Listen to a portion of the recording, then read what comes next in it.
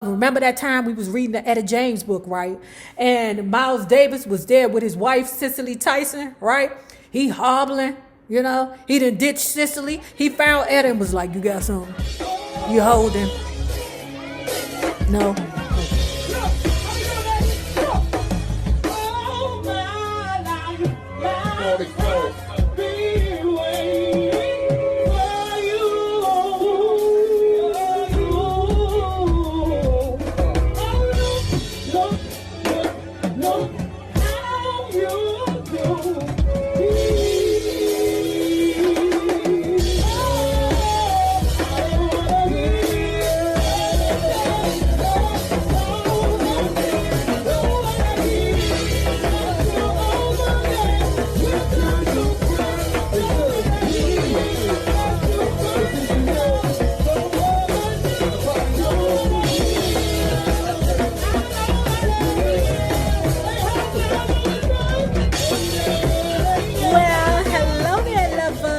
Hello there, Bellas. If you have not already done so, please remember to like, share to Facebook, subscribe, and visit uptopbeauty.com. Today's looky would be our black velvet turban. And if you are not already a part of our book club, please hit the Patreon link below and or the join button here on the YouTube. And for a small monthly fee of $5, you babies, can be privy to all the shenanigans before the YouTube gets it, if the YouTube gets it. Now, let's continue talking about Richard Pryor's prior convictions and other life sentences. The official autobiography. It would have been a different story if my agent had said, you'll never fuck in this town again. Then I would have learned. As it happened, after returning to LA, I fell hard in love with Shelly Bonus, a rich hippie girl who would become my second wife. We met at a nightclub. Shelly noticed me looking at her, strolled over to where I sat, and then kicked up her leg as if she was finishing a dance step. That was so goddamn cute. I was hooked immediately. There's nothing better or more exciting than falling in love. And if I do say so myself, I do it well. However, it's like jumping in a pool when you don't know how to swim. We didn't waste any time getting together. She moved into my rustic cabin-like place above Laurel Canyons, and we fell passionately, madly, silly in love. She walked around barefoot, wore love beads, lit incense, knew things, and at a time when I was struggling, she made me feel free. She must be a Libra. Watch us. Watch us. Her simplicity was charming. We could do absolutely nothing and be happy. We used to walk around picking up rocks and giving them names. We kissed them. We gave them to each other as presents. Stupid shit that made us laugh. At the end of December, my dad called with bad news. My stepmother, Viola, had died. I told him I was sorry and hoped that was enough, but he wanted me at the funeral. Dad, I ain't going, I said. I couldn't imagine dealing with all the family shit. That's all right, son, he said. You don't have to come. But the next time you be on Ed Sullivan, it'll be a duo.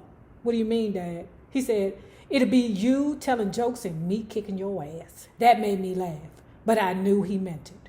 A few hours later, my Aunt Dee called to check on whether or not I had any sense at all. I said, yes, tell Dad I'm coming home, but only because I don't want him kicking my ass on the Ed Sullivan show. My dad was very broken up when I got there. Everybody else talked about the weather. Yeah, because he loved that lady. He loved that Viola vagina. She might have been his bottom bitch. Because don't forget, she was one of the pretty girls who worked in the escort house. Because Richard Pryor had said in the beginning of the book that it was 3 whole houses on the same block. It was his grandmother's whole house, this other whole house, and right in the middle was where the pretty hoes used to be, at the place called Honeybees. Okay. Or is it China Bee? Something like that. Okay. And that's where Viola came from. the pretty girl, whole house. Paul Mooney started taking me to Red Fox's Club, located in central Los Angeles. It was the right place for me at the right time. With a black audience, I was free to experiment with material that was more natural. It was frightening since I didn't know myself and had to learn who I was. Because remember, he was doing the Bill Cosby thing. Okay, he did not know himself yet as a comedian. He acknowledged the fact that he was directly mimicking Bill Cosby because he wanted to be on the same path as Bill Cosby. It was frightening since I didn't know myself and had to learn who I was. It was like I was there, but I wasn't there, Yet, it was also lovely, comfortable. I talked about the black man's struggle to make it in a white world, which was also my struggle. For the first time since I began to perform at Harold's Club, I saw black people laughing, and not just at cute shits. They laughed at the people I knew, the people they knew. It was enlightening. None more than Red Fox himself. Red was a player, a hard player from the old school. He carried a switchblade, sometimes a gun. Ooh. What is Red Fox's sign? Oh my God. What is going on? Red Fox is December 9th. Another Sagittarian. Child. They reckless. They reckless as hell. As hell. Balls to the wall. But I like it though. It's sexy. I like that stuff.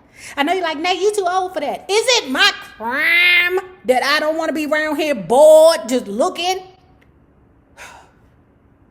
No, is it my crime that I like a little bit of action in my relationship? I like a little bit of, I might have to go outside, find you, and bonk you and a bitch in the head. Is that my crime? Is that my crime that I don't want to just be sitting around here in the goddamn house reading books with nothing to do? That's why occasionally I do crazy shit to my wife, my poor wife. I love her. None more so than Red Fox himself. Red was a player. A hard player from the old school. He carried a switchblade, sometimes a gun. He ran the club like a gangster, treating friends like relatives and enemies with scorn. People were beat up regularly. Red also liked the boogity shoogity. I spent many nights when I felt like we were in the Potted Donuts Olympics. But Red was a mesmerizing storyteller. The best ones always concerned his friend Malcolm X. Not only did listening to that shiz fascinate me, it sparked a fire inside my brain. It was an awakening. Malcolm was a bad mother hunchy, Red said, but he also took care of business. He was proud, brilliant, sincere, passionate, dedicated to teaching about human beings and about being human. A few months later, Martin Luther King Jr. was assassinated outside his Memphis motel room. I was in Chicago that day. I watched the news on the TV in my hotel room and tried to understand the loss. I couldn't. Neither could I make any sense of Robert Kennedy's murder 2 months later in Los Angeles. At the time, I was walking down a hotel corridor in Washington, D.C. It must have been right after the shooting. Ed Sullivan passed me, rushing the opposite direction. Something seemed wrong. He didn't stop or say hi. He seemed in a daze. Moments later, after I turned on the TV, I was overtaken by the same glassy confusion. The good ones were being bumped off. John, Malcolm, Martin, and Bobby. I wanted to understand why that shiz had happened, but there was no way. It was part of a whole collage of shiz that I couldn't get a grip on. I probably wasn't alone in that respect, though. I sure felt in early 1968, I worked at the Village Gate in New York, one of the few clubs that didn't object to the new material I was performing, which the most conservative bookers considered inflammatory, crude, and in some cases obscene. It was. I told you. Richard Pryor is vulgar. One day he has a gig, right? And he got off stage, he in the back. And at the time, Shelly Winters was a big deal. Shelly Winters go to him and say, oh, I want you to be in my new movie, okay? Richard Pryor's like a new movie. Will you be in my movie? Okay. Okay, I'll do it, I guess. All right. He's so unbothered. Instead of him being excited about the fact that, okay, you about to take your career to the next level, he's like, okay, you want me? All right. You know I can't act right, but okay. I'll do it for you. The money aspect interested me, but far more important at the time was meeting jazz great Miles Davis, who was the club's headliner. Though our path hadn't crossed, Miles and I were brothers waiting to meet kindred spirits. Before we even spoke, he did something that no one else would have done because no one would have understood that shit I was going through without a detailed explanation. Miles Davis was the headliner. Richard Pryor was the opener. Miles Davis took it upon himself to flip it. Now, Miles Davis is opening for Richard Pryor. Now, I'm saying to myself, that is a beautiful act of kindness towards your fellow entertainer or your kindred spirit. But I don't know, that's kind of dangerous to me because if I'm there for Miles Davis and Miles Davis played first, I'm not going to stay there to watch the nigga after. Miles' radar picked me up like a lost plane. About half an hour before the show, he had one of his guys come to my dressing room and tell me the lineup had been changed. Miles is going to play first, he said. What? I asked, wondering what the F was going on. Miles is going to open, then you'll follow. The gesture was pure Miles. Intuitive, supportive, generous, and in sync with the moment. By trading places, he was giving me a vote of support. Beyond that, he was leading me to the edge of the diving board. He knew that I was frightened, and he knew I thought the jump was hard. But he also knew that I could do it if given a nudge. I just had to believe in myself. Be brave, he was telling me. Be true to your own self. Listen to the music inside your head, Rich. Play with your heart. After the show, Miles invited me to his dressing room. When I entered, he was kissing Dizzy Gillespie with his tongue and shit, which made me wonder what kind of shiz he had planned for me. Hold up. Miles Davis was sucking face with Dizzy, blow him hard, blow him down. Gillespie, get out of here. Not Cicely Tyson's husband, you's a liar. But he don't have no reason to lie. Why was they sucking face? Why were they using their tongues? What was it? Was they all high? Was they high? Do Dizzy Gillespie eat powdered donuts too? What the world? I'm lost. Not Cicely Tyson's husband. But remember that time we was reading the Etta James book, right? And Miles Davis was there with his wife, Cicely Tyson, right? He hobbling, you know. He done ditched Cicely. He found Etta and was like, you got something? You holding? No? Okay. But Miles played a different tune with me. We got in a cab and went to a midtown apartment where he introduced me to a woman I called the Gypsy Lady. She was dark and mysterious, with eyes as hot as fire, and she had the best potted donuts I ever tried. It was a big Muttahunchy rock, like the Hope Diamond. We chopped and snorted until the sun crept through the windows, and then we disappeared like vampires. From now on, you gotta get the potted donuts from her, Miles said, as we left. She got the best. After that evening, our lives became intertwined. Miles and mine. I played his music, collected his art, admired his independence, understood his rudeness, and loved the way he talked. That was probably the best thing about Miles, that voice. It fascinated me like nothing else. No matter what he said, Miles sounded cool. Those shows marked the beginning of my transformation into Richard Pryor. Again, though change was not without its price. I didn't act as if I was married. I hung out till all hours at nightclubs. I indulged my appetite for drugs and booze and jive. I let temptation serve as my muse. I wasn't close to being normal. I couldn't stop drinking till the bartender said, we got no more friggin' liquor. I had no conscience. One night, Mooney brought April, a beautiful sports writer, to Shelly and my little cabin in the hills. And as with any attractive female, I wanted her, chased her. I got down on my hands and knees and begged, and then I went off with her. Shit, did Shelly ever want to strangle me? What is wrong with Sagittarian men? I couldn't stop myself even after Shelly became pregnant in the fall of 1968. But then I didn't see myself as clearly as others did. I remember Red Fox and I spent an entire night and most of the next morning at a little table in his club, battling each other for the attention of a sexy waitress, listening to jazz and snorting powdered donuts by the spoonful.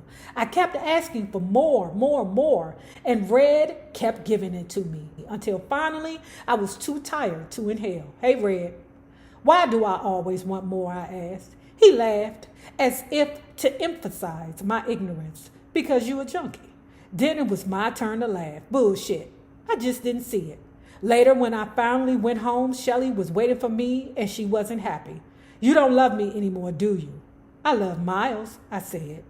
Kind of bullshit is Shelly that? girl. If you would have knocked him in the head with a box of Cheez-Its, that motherfucker wouldn't act the way he act. You gotta hit him, girl. You got to call your girlfriend, Shirley. I know this ninja is doing something right now. Could you come over here right quick and watch the kids while I run down there to the club and throw eggs at his ass? That's what I would do. I would sit in the freaking front row and heckle his ass. Okay? Heckle him as your baby mammy and your wife and throw eggs at him. That's what I would do. You ain't about to be around here doing whatever it is you want to do. I'm stuck in the house with the daggone kids, and you around here making friends and eating potted donuts all over the damn place, and I got to be stuck in the house? No. Just randomly, I'm going to show up to your job as a comedian and throw eggs and rotten tomatoes at your ass. Boo! At the end of September, while I was working on the movie Wild in the Streets, remember that movie that Shelly Winters wanted him to be in? It was Wild in the Street. My father passed. I was still in bed when the phone rang. Shelly and I ignored it, but the ringing continued as if that phone were screaming. Get the F up and answer me, mother hunchy. Shelly got it. Richard, it's your grandmother, she said. Hello, Marie. He'd been with 5 women, Richard, at the same time. In the midst of it, his heart gave out. I mean, what a way to go. I hugged Shelly for a long time, needed her strength, as tears ran from my eyes. The king is dead, I finally muttered. Long live the king. Shelly traveled with me to Peoria, where I was immediately overwhelmed by the pull of family. You can never escape, can you? I asked myself. Not even when you die. My dad lived in a nice house that he'd bought several years earlier with 20 grand in cash that I'd handed him one night following a Chicago club date. A lot of shiz went down inside me when I walked through the door and he wasn't there. My whole family was gathered there. The place was packed. Still, I felt an unmistakable absence. Daddy. Your father frigged everything, my Aunt Maxine said. Just be glad he didn't frig you. Watching television, which supposedly puts your brain to sleep, has always had the opposite effect on me. Paul Mooney and I used to yell at the shows as if the actors could hear us. The shiz was so stupid that it was funny.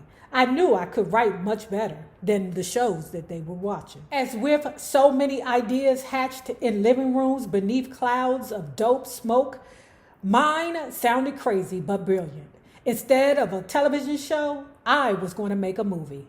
I'd write, direct, produce, and star. Since Hollywood wasn't overflowing with opportunities for black actors, Paul and I would create our own opportunity.